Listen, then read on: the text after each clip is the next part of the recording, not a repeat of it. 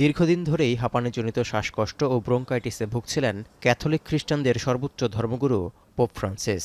রক্তে অক্সিজেন সরবরাহ কম, নিউমোনিয়া ও ফুসফুসে সংক্রমণ জটিলতা নিয়ে গেল 14 ফেব্রুয়ারি ভর্তি হন রোমের জেমিলি হাসপাতালে। 10 দিনের মাথায় হাসপাতাল থেকে খবর এলো পোপ ফ্রান্সিসের শারীরিক অবস্থা ক্রমেই অবনতির দিকে যাচ্ছে। দুটি ফুসফুসে নিউমোনিয়া আক্রান্ত হওয়ায় শ্বাসযন্ত্রের সংক্রমণ পরিস্থিতি আরও জটিল হয়ে উঠছে, যার কারণে সংকটাপন্ন অবস্থায় রয়েছেন ক্যাথলিক খ্রিস্টানদের সর্বোচ্চ এই ধর্মগুরু। স্বাস্থ্য পরীক্ষায় দেখা গেছে 88 বছর বয়সী পোপ ফ্রান্সিসের প্লাটিলেটও কমে গেছে।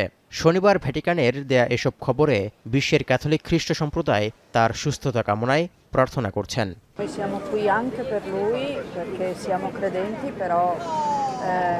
Lui chiede sempre di pregare anche per lui e noi siamo qui per questo e abbiamo la speranza che ritorni presto a casa.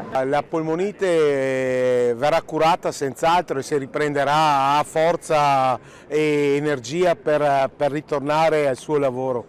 এদিকে অসুস্থ থাকায় পোপের পদত্যাগ ইস্যু নিয়ে এরই মধ্যে আলোচনা শুরু হয়েছে বলে খবর প্রকাশ করেছে বিভিন্ন আন্তর্জাতিক গণমাধ্যম।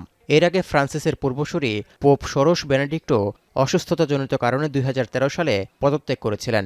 যদিও তার শারীরিক অবস্থা পোপ ফ্রান্সিসের মতো অতটা গুরুতর ছিল না বলে মনে করেন অনেকেই। তবে পোপ ফ্রান্সিস এখনই পদত্যাগ করুক তা চান না ক্যাথলিক খ্রিস্টানরা। Preoccupata perché manca un appuntamento molto importante, tradizionale e le ragioni per cui manca sono difficili, insomma tristi. এক যুগ ধরে রোমান ক্যাথলিক চার্চের প্রধান হিসেবে দায়িত্ব পালন করছেন আর্জেন্টিনার নাগরিক পোপ ফ্রান্সিস।